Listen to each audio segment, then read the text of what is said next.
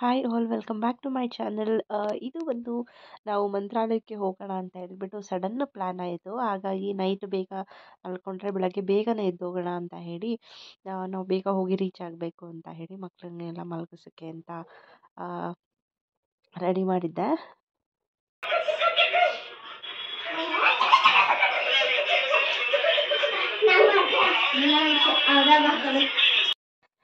Morning 5:30ಗೆಲ್ಲ ಇಲ್ಲಿಂದ ಹೊರಡಬೇಕು ಅಂತ ಪ್ಲ್ಯಾನ್ ಆಗಿತ್ತು. ಹಾಗಾಗಿ ಬೆಳಗ್ಗೆ ಬೇಗ ಎದ್ದು ಎಲ್ಲ ಮನೆಯೆಲ್ಲ ಕ್ಲೀನ್ ಮಾಡಿಕೊಂಡು ರಾಯರಿಗೆ ದೀಪ ಹಚ್ಚಿ ಹೊರಡೋಣ ಅಂತ ಹೇಳಿ ರೆಡಿ ಮಾಡಿದ್ದೀನಿ.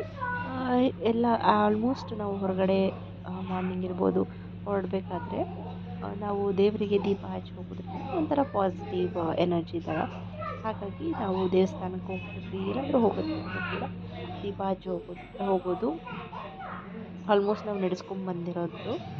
ಸರಿ, ಟೈಮ್ ಆಯಿತು. ಆಲ್ರೆಡಿ ಎಲ್ಲರೂ ಕೂಡ ರೆಡಿ ಆಗಿಬಿಟ್ಟು ಹೋಗ್ತಿದ್ವಿ. 5:30 ಆಗಿತ್ತು ಮನೆ ನಾವು ಬಿಡೋ ಅಷ್ಟೊತ್ತಿಗೆ. 5:30ಗೆಲ್ಲ ನಾವು ಮನೆ ಬಿಟ್ವಿ. ನಾವು ಹೊರಡ್ತಾ ಇರೋದು ಇವಾಗ ನಾವು ಕಾರಲ್ಲಿ ಹೋಗ್ತಾ ಇರೋದು. ನಾನು ಹರೀಶ್ ಮತ್ತು ಸಾಂದರಿ ಅಷ್ಟೇ. ಯಾಕೆ ನಾವು 4 ಜನ ಮಾತ್ರ ಹೋಗ್ತಾ ಇರೋದು. ನಾವು ಅದಕ್ಕೋಸ್ಕರ ಈಗ ಈ ಥರ ಲಾಂಗ್ ಜರ್ನಿ ಇದ್ದಾಗ ಬೇಕಾಗತ್ತೆ ಅಂತ ಹೇಳಿ ನಾನು ಹಿಂದೆ ಬೆಡ್ ಕೂಡ ಬುಕ್ ಮಾಡಿದ್ದೆ ನಮ್ಮ ಮಕ್ಕಳಿಗೆ ಅಂತ ಅಲ್ಲ, ನಾವು ಕೂಡ ಹೋಗ್ಬಿಟ್ಟು ಆರಾಮಾಗಿ ಇಬ್ಬರು ಮಲ್ಕೋಬೋದು. ತುಂಬ ಕಂಫರ್ಟಬಲ್ ಆಗಿರುತ್ತೆ, ತುಂಬ ಚೆನ್ನಾಗಿರುತ್ತೆ ಕೂಡ.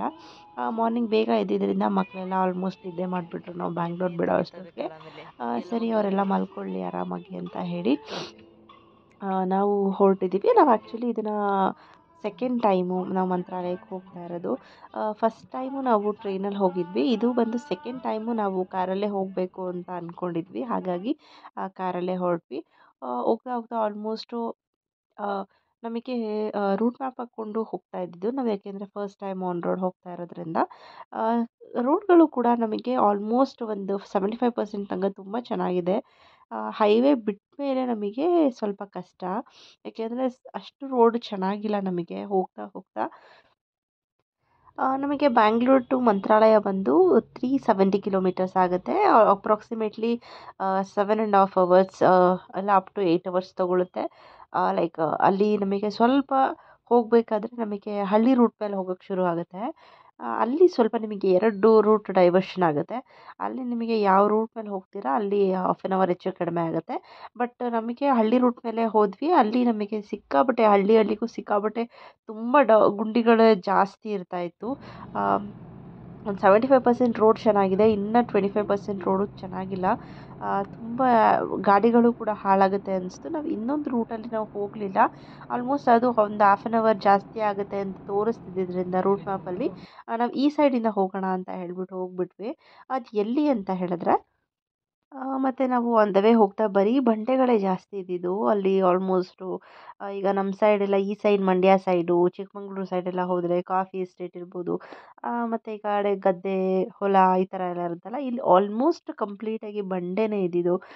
ಜಾಸ್ತಿ ಅಲ್ಲೇನೂ ಬೆಳೆಯಲ್ಲ ಅಂತ ಅನಿಸುತ್ತೆ. ಕಂಪ್ಲೀಟಾಗಿ ಬರೀ ಅದೇ ಥರನೇ ಇದ್ದಿದ್ದು ನಮಗೆ. ಮತ್ತು ಹೋಗ್ತಾ ನಮಗೆ ಕಿಯಾದು ಶೋರೂಮ್ ಕೂಡ ಸಿಗುತ್ತೆ, ಕಿಯಾ ಕಂಪ್ನಿ. ತುಂಬ ಎಕರೆಗಟ್ಟಲೆ ಅವರು ಮಾಡಿದ್ದಾರೆ, ತುಂಬ ಚೆನ್ನಾಗಿದೆ ಅದನ್ನು ಕೂಡ ನೋಡೋದಕ್ಕೆ. ಹೋಗ್ತಾ ಹೋಗ್ತಾ ನಮಗೆ ದಾರಿಯಲ್ಲಿ ಅದು ಸಿಗುತ್ತೆ. ಅದು ಬಿಟ್ಟು ನಾವು ಸ್ವಲ್ಪ ಮುಂದೆ ಹೋದ್ಮೇಲೆ ನಮಗೆ ಎಷ್ಟೋ ಕಿಲೋಮೀಟ್ರ್ ಹೋಗಬೇಕು, ಹೇಳ್ತೀನಿ ಅದು ಎಷ್ಟು ಅಂತ ಹೇಳಿ. ಯಾವ ರೂಟ್ ಮೇಲೆ ಹೋದರೆ ನಿಮಗೆ ಈಸಿ ಆಗುತ್ತೆ ಅಂತ ಹೇಳಿ ನಾನು ಈ ವಿಡಿಯೋದಲ್ಲಿ ಹೇಳ್ತೀನಿ. ನಾವು ಮಂತ್ರಾಲಯಕ್ಕೆ ಹೋಗಬೇಕಾದ್ರೆ ಅದೋನಿ ಮತ್ತು ಗೂಟಿ ಅಂತ ಸಿಗುತ್ತೆ. ನಮಗೆ ಗೂಟಿದು ಬಂದು ಸ್ಟೇಟ್ ಹೈವೇ ಆದ್ರೂ ಕೂಡ ಅದು ರೋಡ್ ಕಂಡೀಷನ್ ಅಷ್ಟು ಚೆನ್ನಾಗಿಲ್ಲ. ಅದೋನಿ ಮೇಲೆ ಹೋದರೆ ನಿಮಗೆ ನಾರ್ಮಲಾಗಿ ಇದ್ರ ಮೇಲೆ ಹಳ್ಳಿಗಳ ಮೇಲೆ ಹೋಗುತ್ತೆ. ಇದೊಂದು ಸ್ವಲ್ಪ ಪರವಾಗಿಲ್ಲ, ಚೆನ್ನಾಗಿದೆ ಆಲ್ಮೋಸ್ಟ್ ಅದಕ್ಕೆ ಕಂಪೇರ್ ಮಾಡಿಕೊಂಡ್ರೆ. ಯಾಕೆಂದರೆ ನಾವು ರಿಟರ್ನ್ ಬರ್ತಾ ನಾವು ಗೂಟಿ ಮೇಲೆ ಬಂದ್ವಿ, ಅದು ತುಂಬ ಅಧ್ವಾನ ಆಗಿದೆ ರೋಡ್ಗಳಂತೂ. ಇಂತೂ ನಮಗೆ ಅದೆಲ್ಲ ರೋಡೆಲ್ಲ ಮುಗಿಸಿ ರೀಚ್ ಆಗಿಬಿಟ್ವಿ ಮಂತ್ರಾಲಯಕ್ಕೆ ನಾವು ರೀಚ್ ಆಗೋ ಅಷ್ಟೊತ್ತಿಗೆ ಮಧ್ಯಾಹ್ನನೇ ಆಗಿತ್ತು. ಆಲ್ಮೋಸ್ಟ್ ಊಟದ ಟೈಮ್ ಆಗೋಗಿತ್ತು. ಹಾಗಾಗಿ ಫಸ್ಟು ದೇವಸ್ಥಾನಕ್ಕೆ ಹೋಗಿ ಅಲ್ಲೇ ಹೇಗಿದ್ದರೂ ಲಂಚ್ ಸಿಗುತ್ತಲ್ಲ, ಅವರು ಬೆಳಗ್ಗೆ ಹೊತ್ತು ಟಿಫನ್ ಒಂದು ಇರೋದಿಲ್ಲ ಮಂತ್ರಾಲಯದಲ್ಲಿ, ಲಂಚ್ ಮತ್ತು ಡಿನ್ನರು ಅವರು ದೇವಸ್ಥಾನದಲ್ಲಿ ಕೊಡ್ತಾರೆ ಫ್ರೀಯಾಗಿ.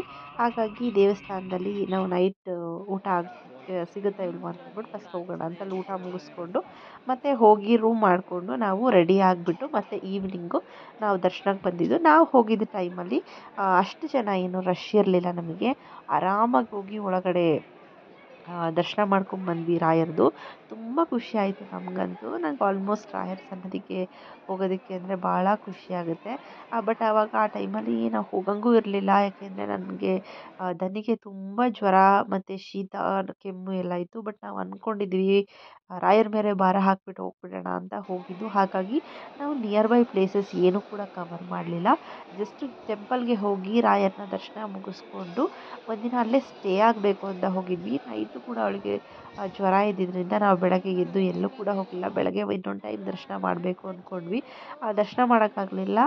ನಮ್ಮ ಮನೆಯವ್ರು ಮಾತ್ರ, ನನ್ನ ಹಸ್ಬೆಂಡ್ ಹೋಗಿ ದರ್ಶನ ಮಾಡಿಕೊಂಡು ಅವರು ಮುಡಿ ಕೊಡಬೇಕಾಗಿತ್ತು. ಹಾಗಾಗಿ ಮತ್ತೆ ಮಾರ್ನಿಂಗ್ ಹೋಗಿ ದರ್ಶನ ಮುಗಿಸ್ಕೊಂಡು ಅವ್ರು ಬಂದಿದ್ದು. ನಾವು ಬೆಳಗ್ಗೆ ಮಗಳನ್ನ ಕರ್ಕೊಂಡ್ಬಿಟ್ಟು ಬಂದುಬಿಟ್ವಿ. ನಾವು ಇನ್ಯಾವ ಪ್ಲೇಸಸ್ಗೂ ಕೂಡ ಹೋಗಲಿಲ್ಲ. ನೆಕ್ಸ್ಟ್ ಟೈಮ್ ಹೋದಾಗ ಹೋಗಬೇಕು.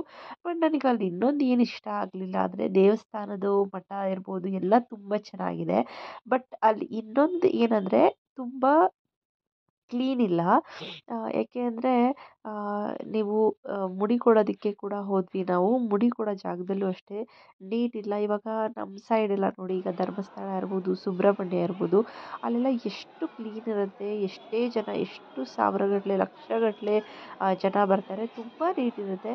ಇಲ್ಲಿ ಓನ್ಲಿ ಈ ಮಠ ಮಾತ್ರ, ಈ ಏರಿಯಾ ಮಾತ್ರ ಇದೆ. ಇದು ತುಂಬ ಚೆನ್ನಾಗಿದೆ. ತುಂಬ ಚೆನ್ನಾಗಿ ನೀಟ್ ಕೂಡ ಇದೆ. ಬಟ್ ಆದರೆ ನಿಮಗೆ ಹೊಳೆ ಹತ್ರ ಹೋದರೆ ಅಲ್ಲೂ ಕೂಡ ನೀರಿಲ್ಲ. ಅಲ್ಲೂ ಕೂಡ ಅಲ್ಲಲ್ಲೇ ಗಲೀಜಿದೆ. ಮತ್ತು ಯಾರೂ ಕೂಡ ಮೇಂಟೈನ್ ಮಾಡಲ್ಲ. ಈಗ ಧರ್ಮಸ್ಥಳದಲ್ಲಿ ಹೋದರೆ ಅಲ್ಲಲ್ಲೇ ಏನು ಬಿಸಾಕಬೇಡಿ, ಅಲ್ಲಲ್ಲೇ ಹಾಕಬೇಡಿ ಅಂತೆಲ್ಲ ಹೇಳ್ತಿರ್ತಾರೆ. ಇಲ್ಲಿ ಆ ಥರ ಅಲ್ಲ. ಇಲ್ಲಿ ಯಾರೂ ಕೂಡ ಅಷ್ಟಾಗಿ ಹೇಳೋದು ಇಲ್ಲ. ಅಲ್ಲಿ ಏನೇ ಎಲ್ಲ ಗಲೀಜು ಗಲೀಜು ಅಲ್ಲಲ್ಲೇ ಇದ್ರೂ ಕೂಡ ಯಾವುದೂ ಕೂಡ ಕ್ರಮ ಕೈಗೊಂಡಿಲ್ಲ ಅವರು. ಮತ್ತು ಮುಡಿ ಕೊಡೋ ಜಾಗದಲ್ಲೂ ಅಷ್ಟೇ. ಮತ್ತು ಇನ್ನೊಂದು ನಮಗೆ ಬೇಜಾರಾಗಿದ್ದು ಅಂತ ಹೇಳಿದ್ರೆ ಊಟದ ವಿಚಾರದಲ್ಲಿ. ಯಾಕೆ ಅಂತಂದರೆ ಬ್ರಾಹ್ಮಿನ್ಸಿಗೆ ಬೇರೆ ಥರ ಊಟ ಇರುತ್ತೆ, ನಮಗೆಲ್ಲ ಬೇರೆ ಥರ ಊಟ ಇರುತ್ತೆ. ಅವರಿಗೆ ಬೇರೆ ಟೈಮಿಂಗ್ಸ್ ಕೂಡ ಇರುತ್ತೆ ಊಟಕ್ಕೆ, ನಮಗೆ ಬೇರೆ ಟೈಮಿಂಗ್ಸ್ ಇರುತ್ತೆ. ಬಟ್ ಆ ಥರ ಮಾಡಬಾರ್ದು ಅಂತ ನನಗನ್ನಿಸ್ತು. ಮತ್ತು ನಿಮಗೆ ಈ ಥರ ಎಲ್ಲ ಅಲ್ಲಿ ಹೋದಾಗ ಹೊಳೆ ಹತ್ರಕ್ಕೆ ಕೊಡ್ತಾ ಇರ್ತಾರೆ 50 ರುಪೀಸ್ ಅಂತ ಹೇಳಿ, ಹಚ್ಚಿ ಹಚ್ಚಿ ಅಂತ ಹೇಳಿ. ಅವ್ರಿಗೂ ಒಂದು ಹೆಲ್ಪ್ ಆಗಲಿ ಅಂತ ಹೇಳಿ ನಾವು ತಗೊಬಂದು ಹೊಳೆ ಹತ್ರ ಹಚ್ಚಿದ್ವಿ. ಮಳೆ ಬೇರೆ ಬರ್ತಿತ್ತು. ಹಾಗಾಗಿ ಬೇಗ ಹಚ್ಚಿಬಿಟ್ಟು ನಾವು ಹೊರಟಿದ್ದು. ಅಲ್ಲಿ ಹಚ್ಚಿದ್ದಕ್ಕೂ ಆಗ್ತಿರ್ಲಿಲ್ಲ. ಅಷ್ಟು ಸೋನೆ ಸೋನೆ, ಬೇರೆ ಮಗಳಿಗೆ ಬೇರೆ ಜ್ವರ ಬಂದಿದ್ದರಿಂದ ಏನು ಮಾಡಬೇಕು ಅಂತ ಹೇಳಿ ಬೇಗ ಹಚ್ಬಿಟ್ಟು ಹೊರಟ್ಬಿಟ್ವಿ. ಮತ್ತು ಇಲ್ಲಿ ಟೈಮಿಂಗ್ಸ್ ಬಂದು ನಿಮಗೆ ಮಾರ್ನಿಂಗ್ 6ಗೆ ಓಪನ್ ಆಗುತ್ತೆ. 6 ಟು ಮಧ್ಯಾಹ್ನ 2 ಗಂಟೆ ತನಕ ಇರುತ್ತೆ. ಮತ್ತು ನಿಮಗೆ ಸಂಜೆ 4ಇಂದ 9:30 ತನಕ ಇರುತ್ತೆ. ಆ ಟೈಮಿಂಗ್ಸಲ್ಲಿ ಹೋಗ್ಬೋದು. ಮತ್ತು ನಿಮಗೆ ರೂಮ್ಸ್ ಎಲ್ಲ ಅವೈಲಬಿಲಿಟಿ ಹೇಗೆ ಅಂತ ಹೇಳಿದ್ರೆ, ಮಠದ್ದೇ ರೂಮ್ಸ್ ಇದೆ. ಬಟ್ ಅದನ್ನು ನಾವು ಆನ್ಲೈನಲ್ಲಿ ಬುಕ್ ಮಾಡ್ಕೋಬೇಕು. ನಾವು ಅಲ್ಲೇ ಹೋಗಿ ಕೇಳಿದ್ವಿ, ಬಟ್ ನಮಗೆ ಸಿಗಲಿಲ್ಲ. ಮುಂಚೆನೇ ನೀವು ಬುಕ್ ಮಾಡ್ಕೋಬೇಕು ಅಂತ ಹೇಳಿದ್ರು. ಹಾಗಾಗಿ ನಾವು ನಾರ್ಮಲಾಗಿ ಹೊರಗಡೆ ತೊಗೊಂಡ್ವಿ. ಆಲ್ಮೋಸ್ಟ್ ನೀವು ಹೊರಗಡೆ ತೊಗೋತೀರಾ ಅಂತ ಅಂದರೆ ಪ್ರೈಸಸ್ಸು ವೇರಿ ಇರುತ್ತೆ. 1800 ಇದೆ, 1000 ಇದೆ, 1500 ಇದೆ, 4000 5000 ತನಕನೂ ಇದೆ ಕೆಲವು ಕಡೆ ಎಲ್ಲ. ಬಟ್ ರೂಮ್ ಎಲ್ಲ ಓಕೆ. ತುಂಬ ಏನು ಅಷ್ಟೊಂದೇನು ಹೈಫೈ ಥರ ಇರಲಿ ಇದಾಗಿರೋದಿಲ್ಲ. ಓಕೆ, ನಾವು ಹೋಗಿ ಸ್ಟೇ ಮಾಡಿ ಬರ್ಬೋದು. ಮತ್ತು ಈ ಥರ ಗಿಣಿಶಾಸ್ತ್ರ ಹೇಳೋರೆಲ್ಲ ಇರ್ತಾರೆ.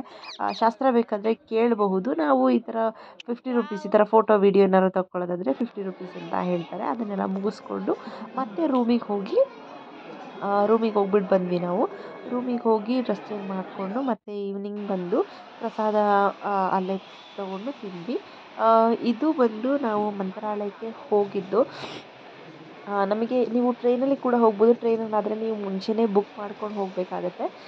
ಟ್ರೈನಲ್ಲಿ ಕೂಡ ತುಂಬ ಚೆನ್ನಾಗಿರುತ್ತೆ. ನೀವು ಟ್ರೈನಲ್ಲಿ ಹೋಗೋದಾದರೆ ನಿಮಗೆ ಈವ್ನಿಂಗ್ ಇಲ್ಲಿಂದ ನೈಟ್ ಬ್ಯಾಂಗ್ಳೂರಿಂದ 8 o'clockಗೆ ನಿಮಗೆ ಟ್ರೈನ್ ಇದೆ.